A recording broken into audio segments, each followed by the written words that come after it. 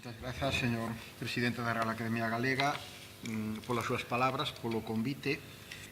Inicialmente recordará don Xosé Luís que había unha dificultade que me impediría vir acá porque estaba naquel momento comprometido cos Asociación da Prensa da República Argentina, que está celebrando o seu cincuentenario, pero xa saben vostedes o que está ocurrindo coa prensa en Argentina e co poder finalmente aquelo esmoreceu e deume a cambio a posibilidade gozosa de participar neste congreso sobre unha personalidade que eu sempre admirei, aínda que non tiven ocasión de tratalo personalmente, non?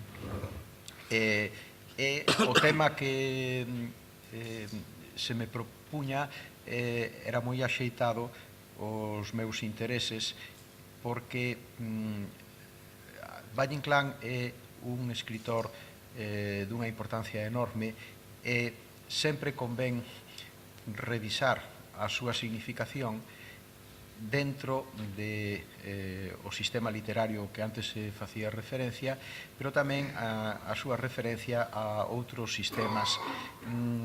Plantexa cuestións de hibridez e de contradicción incluso que a min fascínanme e Valentín Paz Andrade foi quen de facer unha aportación extraordinaria na pescuda de todos estes matices que é o que eu vou a intentar expoñer aquí nesta conferencia de 40 minutos e non máis. Cando remata con este congreso o ano do merecido recoñecemento a Valentín Paz Andrade non atopo mellor colofón que a imaxe que del deseñara xa en 1967 Eduardo Blanco Amor. Falaba entón o autor da Esmorga dunha mentalidade renacentista presente nunha xeira de esculcadores de Galicia sinalados polo seu afán de esclarecemento e de perspectiva, que remonta até Sarmiento e Feijóo e caracterizada po, cito, la forzada acumulación de los saberes y la asumida obligación de los quehaceres. Para Blanco Amor, Valentín Paz Andrade pertencía por dereito propio, de xeito, dicía el, espectacular, a ese tipo de polifacéticos traballadores ao que responden a si mesmo figuras como Castelao, Risco, Otero Pedrallo, Bouza Brei e os doutores García Sabel e Rof Carballo.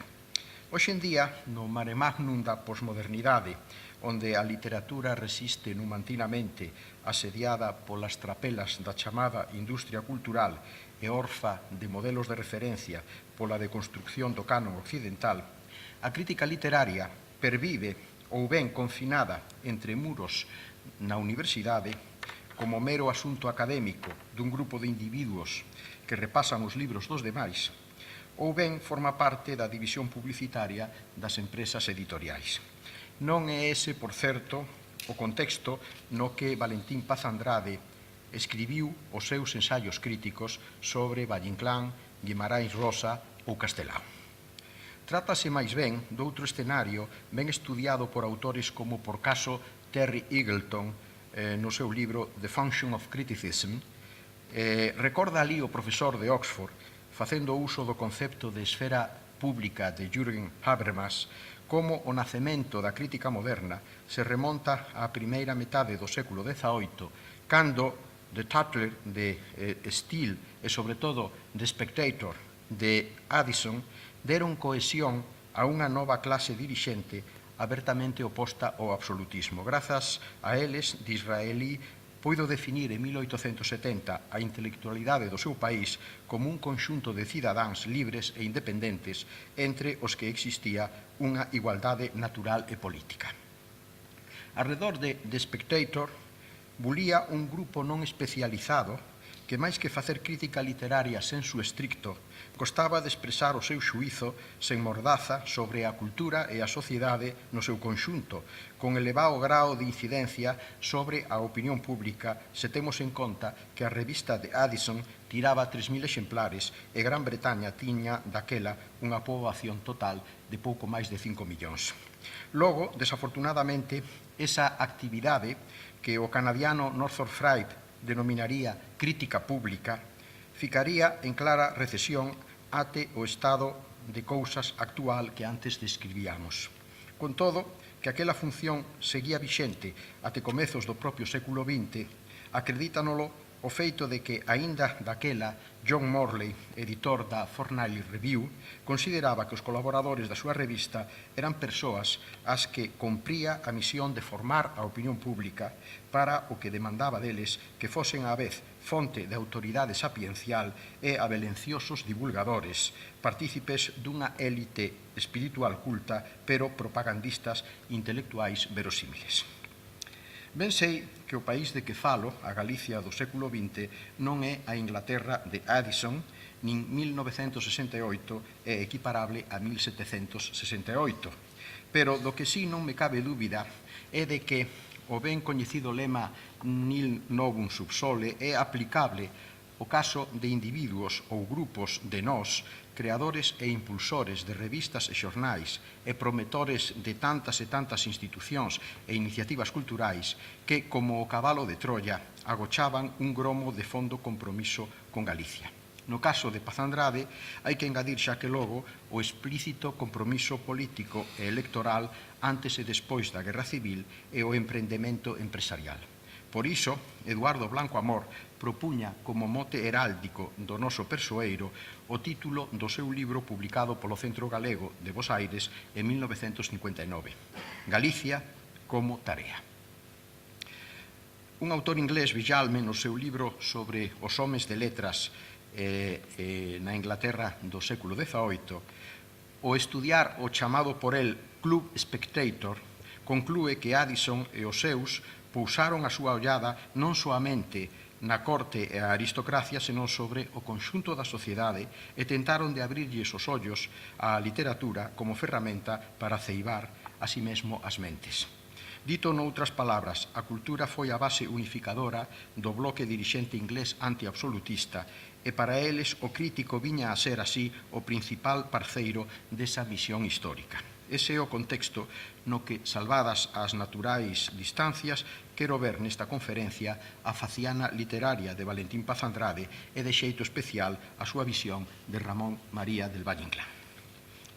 A hora de escribir e publicar o seu libro sobre o autor das Comedias Bárbaras, Paz Andrade conta con Eduardo Blanco Amor non soamente como autor do prólogo, senón tamén como compañeiro dunha viaxe ou preparo indagatorio, di, que tivo que completar, no que o escritor actuou tamén como fotógrafo á hora de recoller en visión directa o fondo ecolóxico da infancia e a mocidade de Valle Inclán, os lugares galegos ou rurais dos seus primeiros anos, segundo refire Tucho Calvo no seu libro de conversas con Valentín.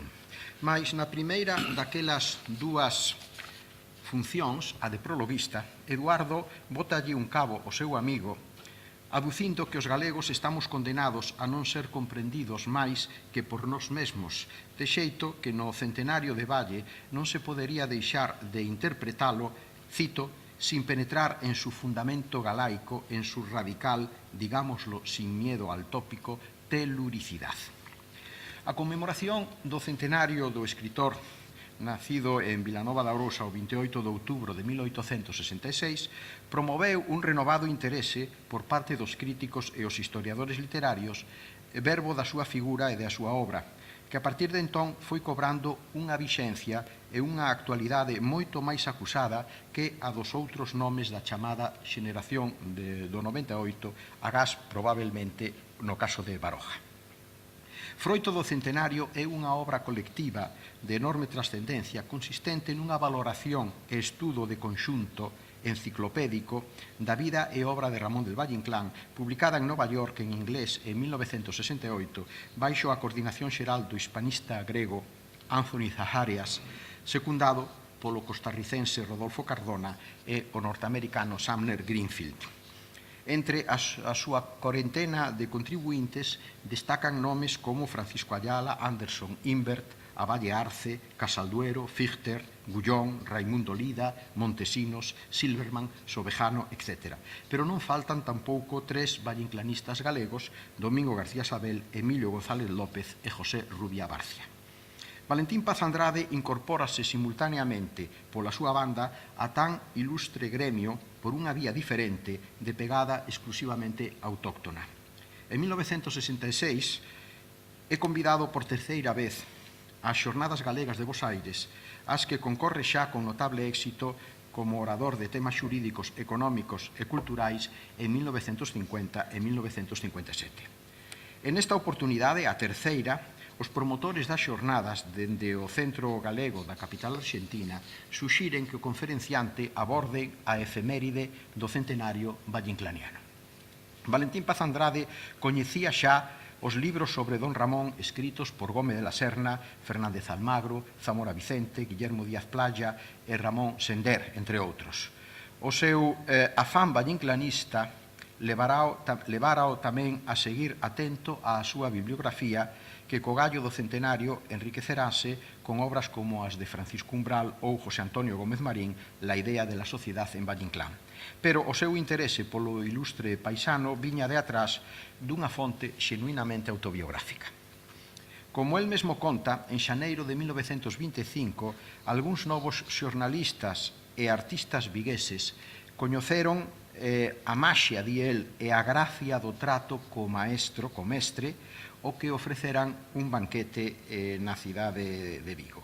O Valentín Mozo, que xa destacaba pola súa capacidade de xestión a prol dos seus amigos, ofrécese para encontrarlle casa en Vigo e atópalle unha pequena quinta, os Rosais, que finalmente don Ramón descartou e retornará a Madrid coa súa familia. Pouco despois, vólvense a encontrar co gallo das eleccións a Cortes Constituíntes da República. Valentín Paz Andrade preséntase con esa complicación que había pola maioría, pola minoría, preséntase para a minoría nunha candidatura galeguista entre Castelao e Cabanillas pola provincia de Pontevedra. Valle faino tamén por Pontevedra e pola Coruña, cousa que se podía entón realizar, concurrir a dous circunscripcións simultaneamente, nas listas da coalición denominada Alianza Republicana, encabezada por Lerroux. Non fai campaña nin concorre ás circunscripcións polas que opta.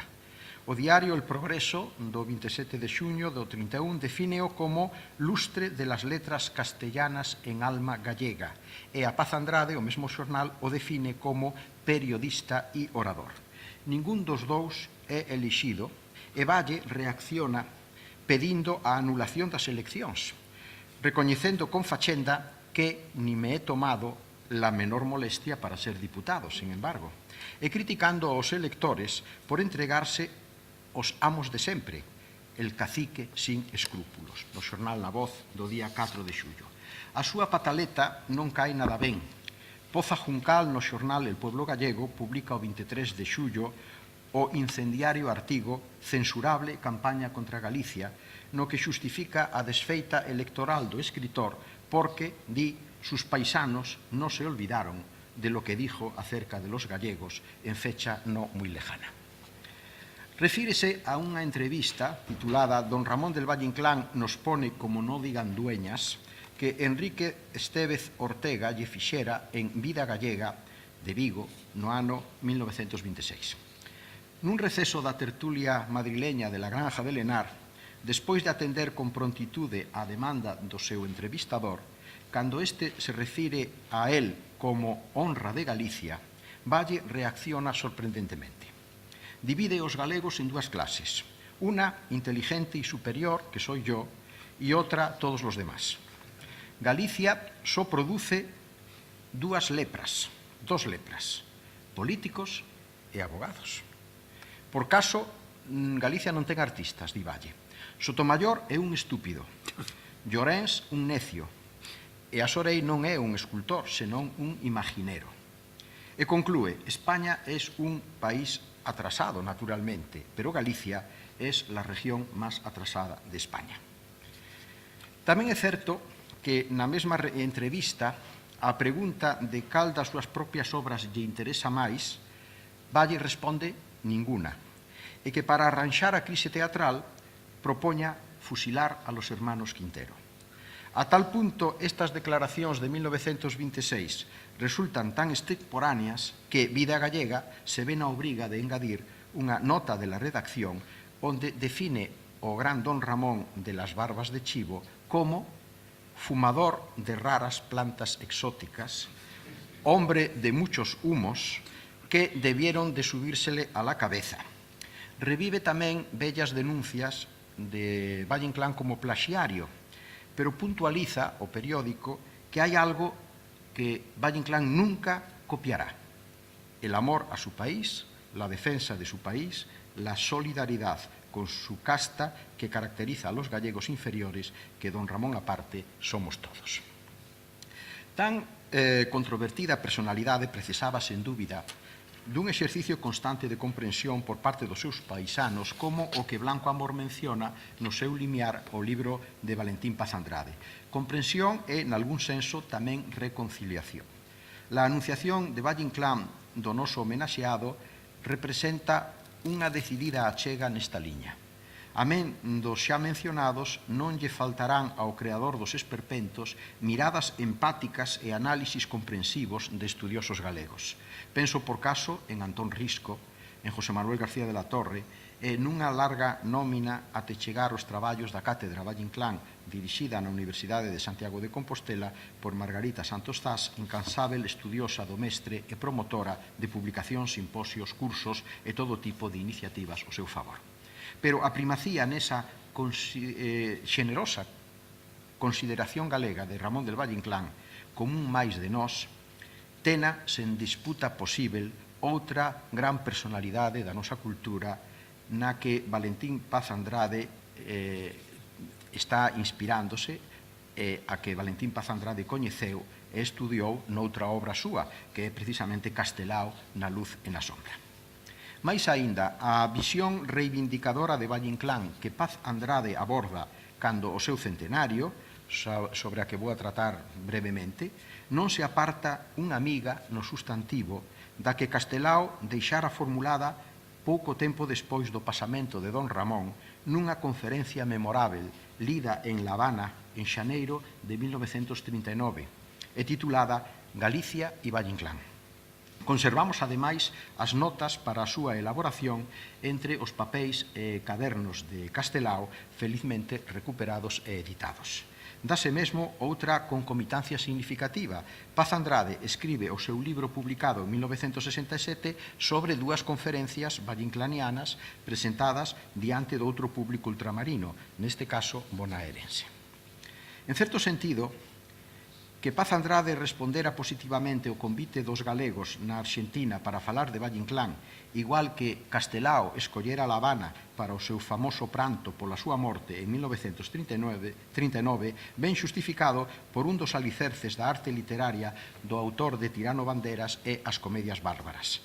Di Valentín Paz Andrade: dos de las primicias de su obra, La brújula estética de Valle Inclán, se ha sentido preferentemente imantada hacia dos polos temáticos, el de Galicia y el de América. La cantera de Galicia y la cantera de México suministraron al artífice los materiales más nobles para su arquitectura literaria. Porque esta tendencia a poñer en paralelo la tierra de origen y la de la emigración foi en Valle Inclán, según Paz Andrade, rasgo absorbido de la mentalidad de su raza. Xa en 1939, Castelao definira a Valle como hijo del renacimiento literario de Galicia. A conferencia de Castelao deuse en castelán en La Habana. Non? Por outra banda, nela atopou a mellor sustancia para a súa literatura. Cito: sí, Valle Inclán le debía todo a Galicia y fue un esclavo del ambiente que rodeó su vida infantil. El mundo arosano, con sus bellezas, sus tradiciones, sus misterios, su lluvia, su arte, su sol y su noche estrellada, le dio a don Ramón las mejores imágenes de su pensamiento. Non se agocha, porén, a contradicción lingüística cando o de Rianxo di do seu veciño de Ría. Era gallego por la lengua, el estilo y el ritmo de su voz musical. Cierto que apenas escribió en nuestro idioma materno, pero su romance maravilloso es el resultado de traducir literalmente del gallego al castellano, de tomar los giros y expresiones de nuestros trotamundos, de nuestros hidalgos en ruinas, de nuestros mendigos de romería, de nuestros goliardescos abades, de nuestros viejos soldados y marineros, en fin, de todo cuanto conserva color y sabor de vida gallega. A súa rendida admiración, a de Castelao, finalmente levao a proferir dúas rotundas afirmacións. Don Ramón foi el mejor artista que parió Galicia. E, lembrando a amputación de Portugal, concluir así: Galicia, pues, es un pueblo manco y glorioso y manco, como don Ramón del Valle Inclán, el hijo emigrante que más se le parecía. Certamente, a admiración entre ambos os dous artistas, Valle e Castelao, era xenuína e recíproca. Castelao fixo de don Ramón caricaturas, capas para os seus libros, mesmo a súa fúnebre testa xacente antes de axudar a baixar o seu cadaleito camiño de Boisaca. Pero cando no cumio da súa carreira literaria e teatral a compañía de Margarita Xirgu e Enrique Borrás monta en 1933 Divinas Palabras, o dramaturgo declarará ao xornal El Sol: el complemento lo dará Castelao. Del depende, en la estampa de Divinas Palabras, lo más inmediato para que Galicia esté en presencia en escena. Logo do seu éxito por dúas veces, 1950 e 1957, no marco do programa cultural do Centro Galego de Buenos Aires, como dicíamos, Valentín Paz Andrade é reclamado en 1966 como convidado de honra para as xornadas galegas desenvolvidas, entre outras sedes, no Teatro Colón. Levará a Bos Aires 5 conferencias de temática socioeconómica e cultural, pero a petición expresa dos organizadores, 2 sobre Valle Inclán, co propósito de salientar que o escritor, aínda que de xeito explícito non abranguera Galicia, a terra de nascenza, o seu mundo e o seu trasmundo constituían o contido semántico implícito e latexante no fondo da estructura verbal. Isto é o que Tucho Calvo recolle no seu libro como unha declaración post festum de Valentín Paz Andrade. Esas conferencias foron presentadas respectivamente no Instituto de Conferencias do xornal La Prensa, que era a tribuna máis prestixiada de Bos Aires, e a segunda no Paraninfo da Facultade de Filosofía e Letras. E os presentadores foron igualmente de luxo, o poeta arxentino Arturo Capdevila e Guillermo de Torre. O éxito que as acompañou provoca que o editor galego radicado en Argentina, Gonzalo Losada, lle pedira un libro para o seu selo, na idea de publicalo antes do final do centenario. Paz Andrade envía o original en novembro dese ano, pero a obra sairá do prelo non antes de setembro de 1967. No mes de Nadal, outro prestixioso intelectual arxentino, Raúl Castañino, decano da Facultade de Letras de La Plata, preséntao na librería Galatea con asistencia do autor, que por cuarta vez visita Bos Aires. En Galicia, en febreiro de 1968, o notario Alberto Casal Rivas fará a presentación no Círculo Mercantil de Vigo, ocasión que Paz Andrade aproveitará para editar unha conferencia sobre el sentido jurídico en la obra de Valle Inclán, incorporada á segunda edición do libro en 1981 como o seu capítulo 11, La justicia de la Obanón. Este tema, que tamén acomodaba a formación do abogado coa súa vocación de estudioso vallinclaniano, será reiterado por Paz Andrade no ano 74 en Caracas, cando fala na Facultade de Filosofía e Letras da Universidade Central da resposta literaria personal á xustiza instituída como expoñente psicolóxica e como fenómeno rural na obra de Valle Inclán. O compromiso bonaerense revive en Valentín un antigo proxecto pensado para unha visita anterior a México no 1954. El pensara entón escribir unha conferencia sobre a reconstitución bioliteraria da macofigura de don Ramón, do autor de Flor de Santidad, chegando a sondaxes endóxenas máis profundas e radicais das que ata entón se fixeran. O título do libro, La Anunciación de Valle Inclán, plásmase definitivamente agora, pero a inspiración viña, di Valentín, da miña biblioteca literaria e dentro dela dun pequeno tesouro esquecido que non era outro que o libro Análisis e ensayos de Víctor Saya Armesto, publicado en 1897, 2 anos despois de Femeninas, mesto, di Valentín, de certeiras anticipacións sobre o nascente xenio das letras. A meirande idea xerminal de Valentín Paz Andrade consistía no vencellamento de don Ramón co rexurdimento das artes e letras en Galicia, que xermolaba xa desde pouco antes do seu nacemento en 1866. O seu berce literario sitúao así no cenáculo dos Muruais, Andrés e Xesús, amigos do seu pai, titulares dunha biblioteca cosmopolita na que o futuro escritor lee os galegos, precursores, pero tamén os cultores europeos do romanticismo, o naturalismo, o simbolismo, o parnasianismo e o modernismo, amén da poesía italiana. Ao final desta aprendizaxe, o editor ponteveredés Andrés Landín publica Femeninas cun limiar de Manuel Murguía, outro dos amigos de don Ramón Valle Bermúdez. A tese das conferencias bonaerenses de 1966 é certeira. Valle, di Valentín, además del patrocinio de Pila, recibió de Galicia su anunciación como genio renovador de una literatura, de una de las grandes literaturas que ha producido la humanidad. E máis abaixo, en Galicia encontró, además de padrino, Murguía, profetas. Gallegos fueron los primeros augures de su gloria, cuando aún era un sueño. Don Ramón apareció en el mundo de las letras, asistido por la imagen, pero también por la élite del país en que naciera.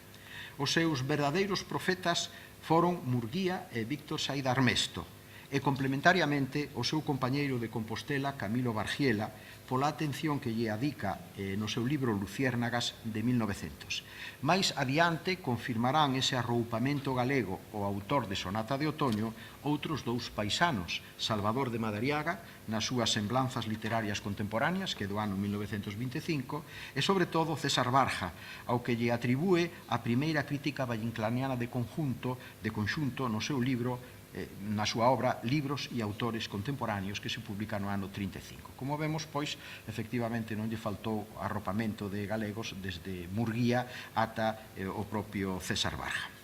En palabras de Paz Andrade, el alcaloide renacentista do Rexurdimento incluyó a Valle Inclán en su onda, lo mismo que a Rosalía. Os precursores reseñados por Murguía en 1886, xunto cos estratos populares, constitúense para Valle, cito do libro de Paz Andrade, en nodriza elemental de su numen e en levadura estética de su arte. Algo que, por certo, xa apuntara o aragonés Ramón Sender no seu libro de 1965, citando a Murguía, a Pondal, a Rosalía, a Benito Viceto, a Curros e a Pastor Díaz. Paz Andrade suma as influencias intelectuais do pai do escritor e do seu irmán Carlos, autor de Escenas gallegas de 1894. Desta obriña arranca, según Paz Andrade, o proceso de recastamento lingüístico que, sobre a base de trasvasar voces, xiros e formas sintácticas dun idioma a outro, levou a don Ramón a extremos, di Paz Andrade, de belleza e plasticidade extraordinarios. De todos os xeitos, destaca a influencia do maxisterio de Murguía, que deixou profunda pegada na formación de Valle Inclán. Según Paz Andrade, cando o autor de Los Precursores pide aos creadores mozos no seu limiar o libro de José Ojea Célticos, Cuentos y Leyendas de Galicia, permaneced fieles al espíritu de vuestra raza, esta requisitoria dará o seu froito na obra de Valle, porque o principio de fidelidade ao seu povo, a interpretación da súa angustia, a sensibilización ante os dramas do país, foi algo que Valle Inclán profesou desde Flor de Santidade en adiante con fuerza conmovedora. A esa reconstrucción entre biográfica e histórico-cultural do prodixio vallinclaniano nos seus comenzos, o libro de Valentín Paz Andrade engade tres dimensións máis especificamente referidas á estética e á análise literaria, amosando un siso crítico e unha avelencia argumentativa que confirman o lexítimo da referencia ao Clube Spectator que faciamos ao comenzo desta conferencia. As mentadas tres dimensións resúmense en Ramón del Valle Inclán.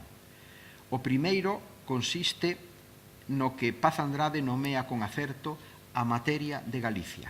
Igualmente está a pegada estética galega do esperpento vallinclaniano e, finalmente, un asunto controvertido, o denominado polo crítico proceso de recastamento lingüístico.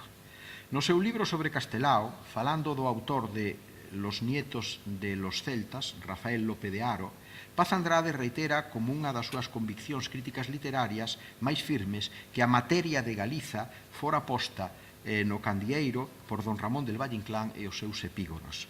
Materia que no seu libro anterior identifica inicialmente na relación creativa entre o home e o seu espazo, que no caso que nos ocupa resúmese deste xeito. Di Valentín Paz Andrade que a comunión do escritor co val de Salnés foi tan entrañable que habría de convertirse en el fondo geográfico dominante en el ciclo gallego de su obra. Ciclo que, sobre todo a partir da experiencia determinante que Valle ten da Guerra Europea coa súa visita ao frente de Verdún, esmorece un tanto, dando paso a outros escenarios, amendo europeo, de la medianoche visión estelar dun momento de guerra, escenarios como son Madrid ou el Ruedo Ibérico, por unha parte, e por outra, a República Sincrética Americana da súa novela de Tierra Caliente, Tirano Banderas. Mais para Paz Andrade, incluso aquello que en las obras de Valle Inclán no es en sentido estricto materia de Galicia, casi siempre será espíritu de Galicia vertido en distinto campo temático. La visión, la sensibilidad, la reacción psicológica, la distensión humorística, el brote de la síntesis serán siempre ingredientes del mismo irrevocable origen. Non menos interese ten a segunda consideración desta vez específicamente estética que se nos fai en La Anunciación del Valle Inclán. A afirmación valleinclaniana de que o esperpento o inventara Goya, Paz Andrade xustapón o delicioso esperpentismo da pintura de Laxeiro e outras formas máis atenuadas no desgarro, pero afines pola sustancia humorística no Castelao do álbum Nós e da súa obra literaria e teatral, así como tamén menciona Paz Andrade nese esperpentismo a Esmorga ou Merlín e familia de Álvaro Cunqueiro. Hai outra reflexión que vencella a estética máis específica e originalmente valleinclaniana co trasfondo galego da súa anunciación e da súa maduración. Xa outro valleinclanista galego, Emilio González López, dera a pista de que o esperpento pertence a aquel mundo popular que nutre a materia de Galicia na primeira obra de Valle Inclán ata as comedias bárbaras. Ese ricaz escenario das feiras e romerías, dos lisiados e os mendigos, dos carteles de cego, das cencerradas, das mascaradas do antroido rural, dos apropósitos, das procesións, etc. Bajo el colorido y el sabor de estos espectáculos del pueblo corren los manantiales del esperpento, conclúe Paz Andrade, pois de su palpitante naturaleza ha obtenido el elenco imaginario de cuya transubjetividad ha nacido el esperpento. Cita neste punto o limiar de Los cuernos de don Friolera, onde don Estrafalario nega a raigame castelá do humor e a moral esperpéntica. Chegamos así ao terceiro dos asuntos que me parecen principais na consideración de Valle Inclán por parte de Valentín Paz Andrade. Está claro que de Galicia, según él, recibiu don Ramón o empurrón inicial.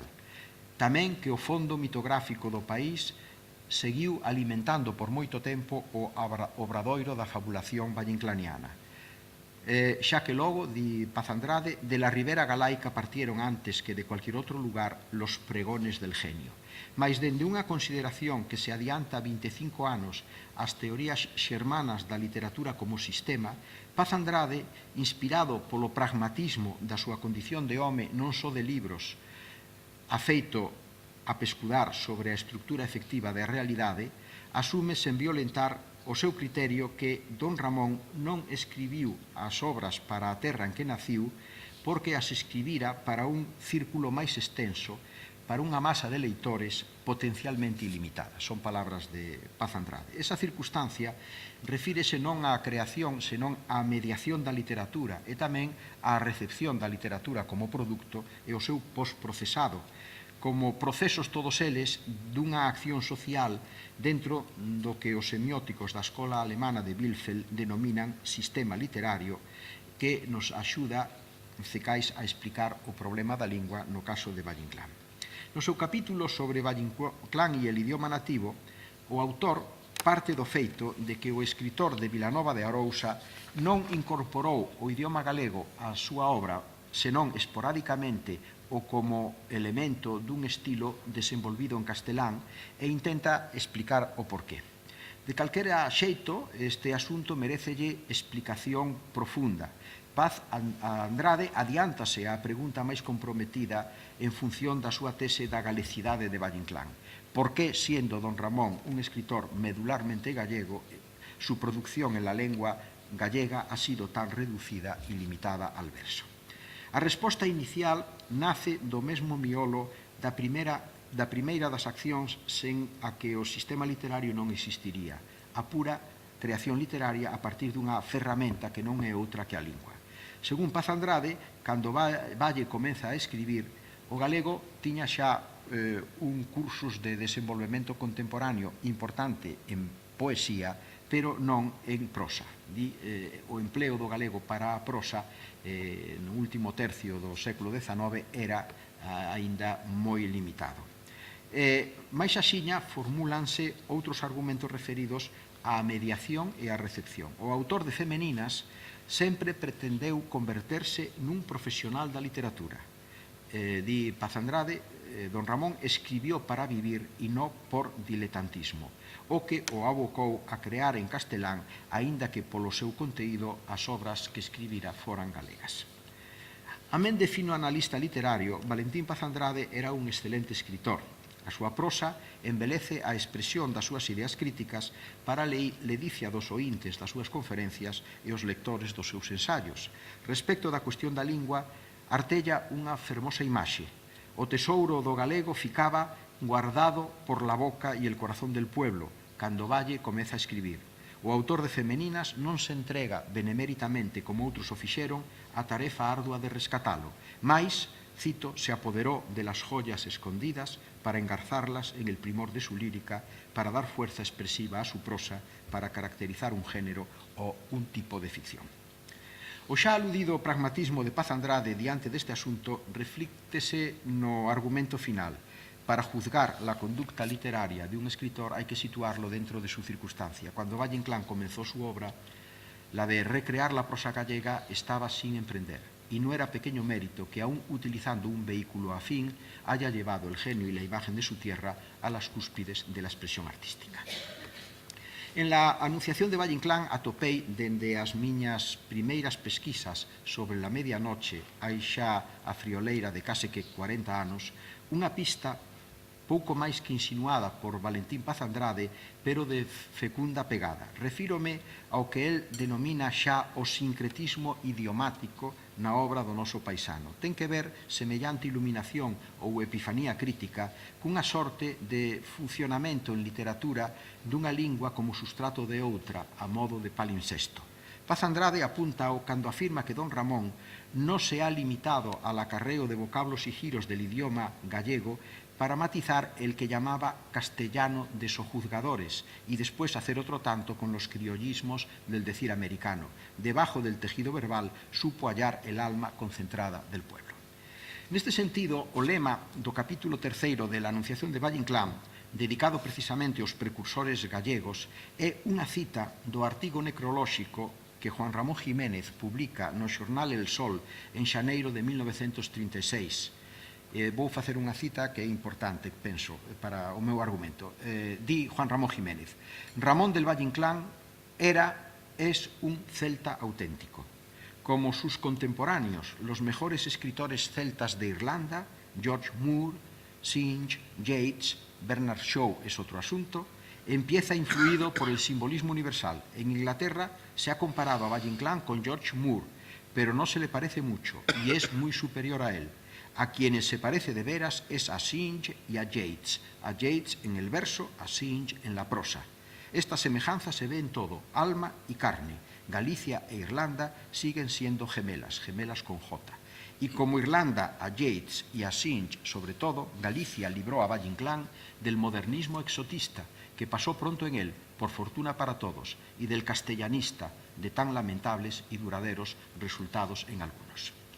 En varias ocasións afirmei xa que un dos defectos máis apreciáveis nos que incorreu a crítica sobre Valle Inclán fora o de circunscribilo en exceso o ámbito do hispánico como partícipe peninsular do modernismo hispanoamericano ou fillo pródigo do 98, conforme o denominou Pedro Salinas, cando foi de entre os nosos o escritor o que alcanzou directamente a onda de fecundidade creativa que iluminou a renovación profunda da literatura durante o primeiro tercio do século XX.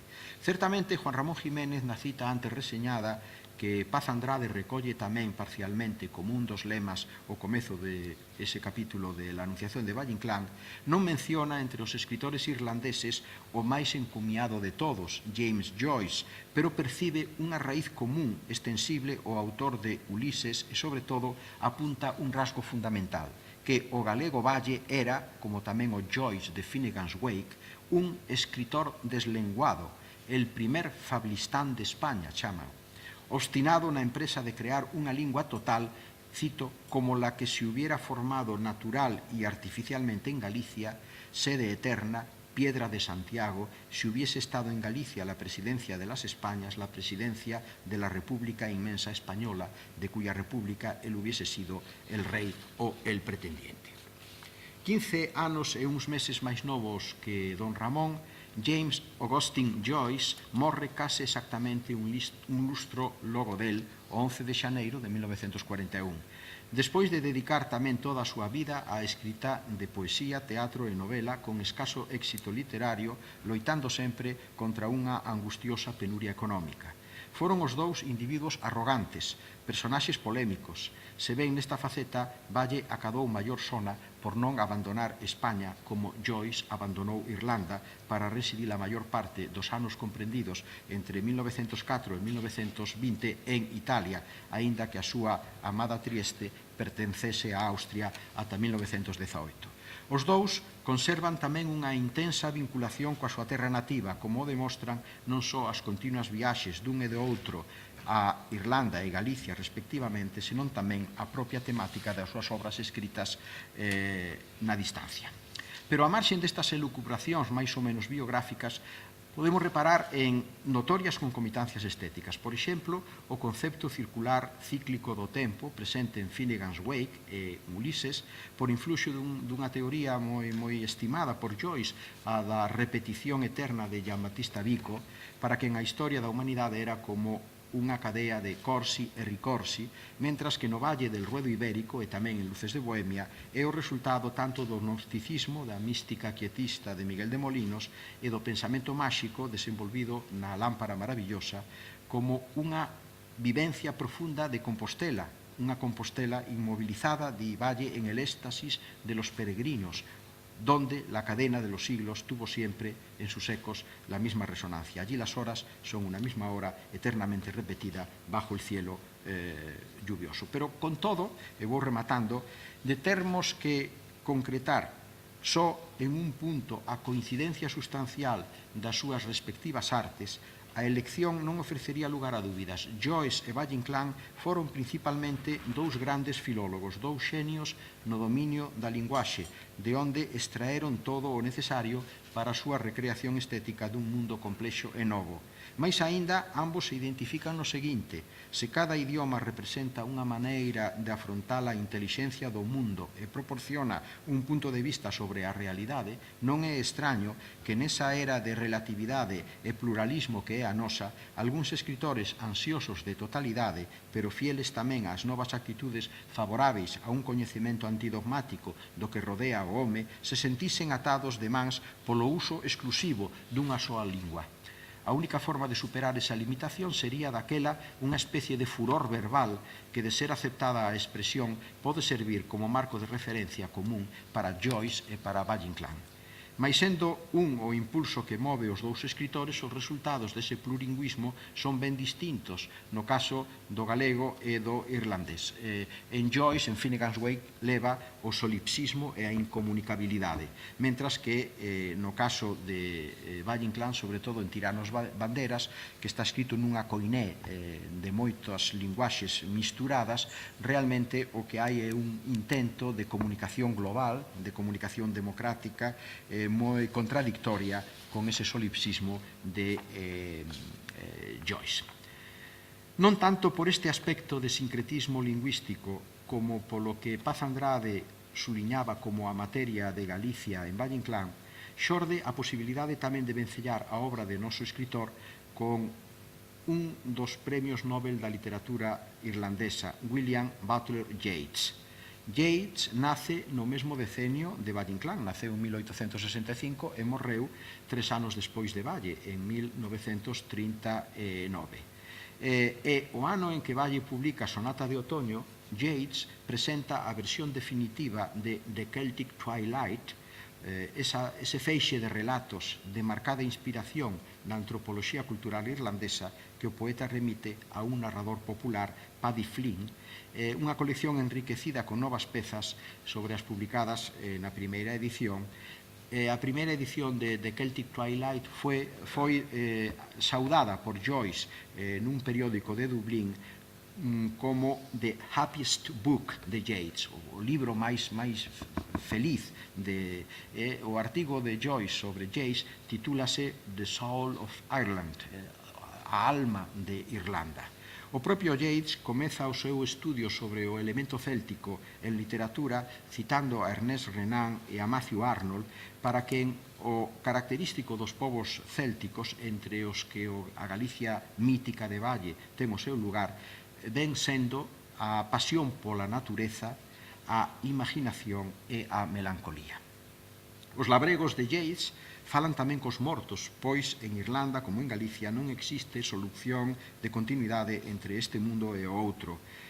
Dase así unha especie de atemorizado afecto entre os homes e os espíritus naquelas verdes e húmidas terras onde a emigración, o naufraxio ou as partidas fenianas forman parte do día a día xunto a tesouros fabulosos ou a presencias féricas. En fin, quero rematar xa, poderíamos, na estela das intuicións antes apuntadas, demostrar como o artigo de Juan Ramón Jiménez que fala de Valle en relación aos irlandeses responde exactamente á realidade. No caso de Joyce hai moitas concomitancias, pero a fundamental cecais sexa lingüística, esa especie de hibridismo de palincesto de idiomas, e no caso de Yeats é sobre todo unha cuestión de materia de Galicia, materia de Irlanda, no caso, por suposto, do autor irlandés. Amén dos seus aportes críticos máis desenvolvidos, os que fixen referencia xa, teño para min que o valor máis certo daquelas conferencias porteñas de Valentín Paz Andrade, axiña convertidas en libro co título de La Anunciación de Valle Inclán, reside na confirmación ben argumentada e xustificada da galecidade, non de Guimarães Rosa, senón do escritor arousán, que xa proclamara en clave elexíaca Alonso Daniel Rodríguez Castelao. En todo caso, este congreso convocado pola Real Academia Galega, a Xunta de Galicia e o Concello de Pontevedra, que agora conclúe, estivo con toda a xustiza adicado a reverdecer a lembranza dunha figura excepcional, a salientar o talento perspicaz, aberto e cosmopolita do político, escritor, abogado, economista, empresario, xornalista, académico e tamén estudoso da literatura que foi Valentín Paz Andrade.